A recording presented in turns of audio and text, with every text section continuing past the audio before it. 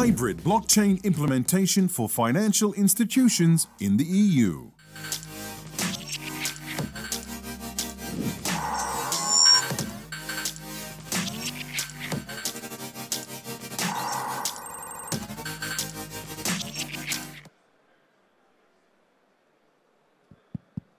Live.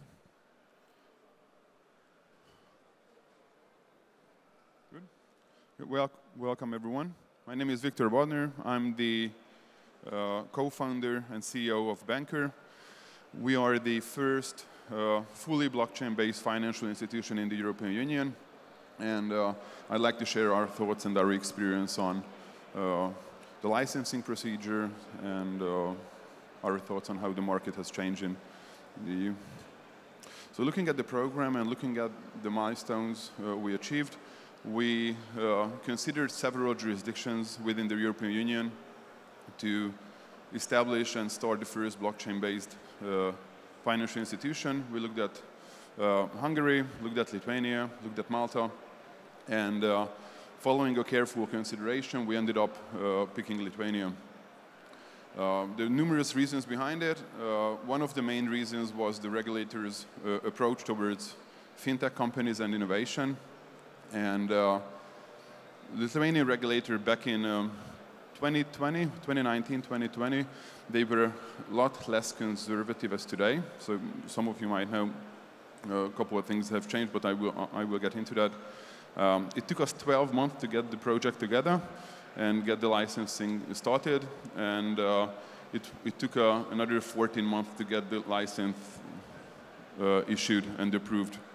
And we got the license in 2022 January, and we are going live with the service this year. It's a question I get a lot, why create a blockchain-based financial institution? And there's numerous reasons, obviously. One would be the main role of blockchain. So obviously the reason to put blockchain into the financial system is to create trust, increase trust, transparency, and control towards clients. So obviously looking at the benefits for users on a blockchain financial institution is that they get an enormous control and transparency from their institution. It means that their exposure towards the institution is a lot lower than it was before. The regulator gets a lot of benefits. So not only from a technology perspective, but from a control perspective as well. Considering reporting requirements and reporting benefits, you're providing 24/7 transparency to the regulator. Financial institution benefits, obviously, this one is a new niche market, and we see a lot of very good qualified interest from our pre-registrations. There is one item we call a circle of trust, and that's probably the main concept behind us.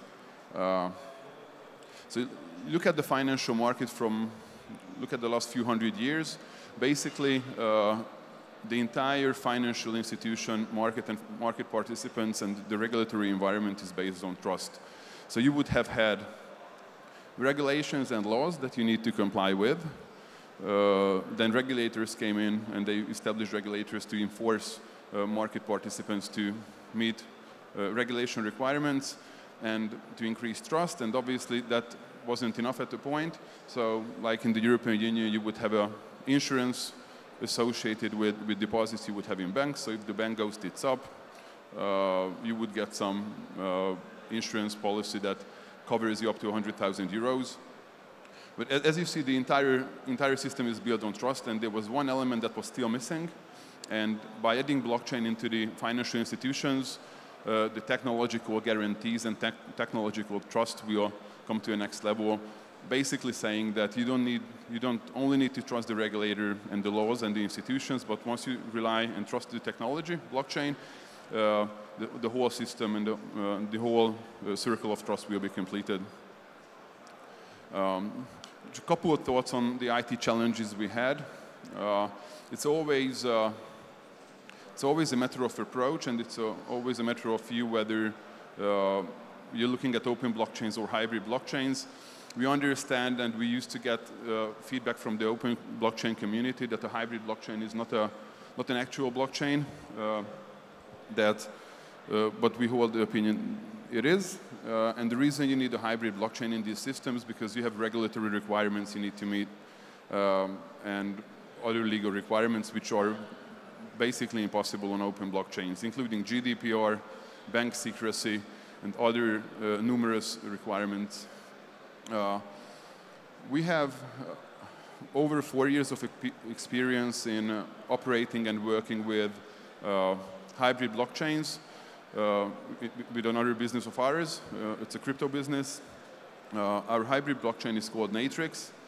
And obviously, we took a lot of efforts and a lot of money as well to understand and improve the blockchain behind our system. So we ended up designing a blockchain-based core banking engine. It's called Natrix. And there were several challenges to make it suitable for not only for a crypto business, but as well as for a financial institution. And one of the most important innovation we came up with, which we ended up publishing on GitHub, and it's open source and it's publicly available. My business partner, András, who is our CTO, came up with a very interesting solution to a non-interactive, publicly verifiable distributed key generation algorithm. And that's something that solved a lot of problems that people have on this market. And as I said, we made it publicly available. It's up on GitHub, and just feel free to look at it on Natrix. Obviously, for commercial use, there is licensing issued, but in the end of the day, you see how it works, and we're happy to share and give back. Considering the licensing in Lithuania, whoever is in the blockchain business, and I'm not saying crypto, but definitely the blockchain bit, you will always face that someone who is less experienced in the blockchain sector will always ask, or they will always assume that blockchain equals Bitcoin, and hybrid blockchain equals Bitcoin, and obviously that's not the case. Obviously, we thank a lot to Bitcoin, but considering financial institution requirements and regulatory requirements, we are speaking on behalf of other institutions that were trying to achieve this, or there have been some attempts of partial achievements in this sector. Obviously, regulators now understand that a hybrid blockchain that's designed for a financial institution, and as I said, especially around GDPR, bank secrecy, regulatory requirements, numerous use cases around AML, or any fraud-related matters, this is something that we're able to show and represent and demonstrate to the regulator that is suitable. Looking at Lithuania, payment services and crypto transactions, it's a rule of, general rule is that they have to be separated. Obviously, there are some special circumstances when they allow the market participant to put crypto and payment service together. It's not the case in our case. That's something that some other players have tried on the market. Obviously, from a fraud and AML perspective, that's the regulator, generally speaking, is not too happy about it as we speak. Regulators became, especially in the European Union, became a bit more conservative with financial institution licenses, namely payment service providers and electronic money institutions. So basically what it means that probably 2 years ago you could get a EMI license in Lithuania in 3 to 6 months. I look at my experience, the entire project and the process took over 2 years, and I think there's a reason behind it, and we very much agree with the regulators' approach that they want to allow new participants to the market who have probably trying to offer something new and something different. So you don't need 200 or 300 participants, but probably a limited number.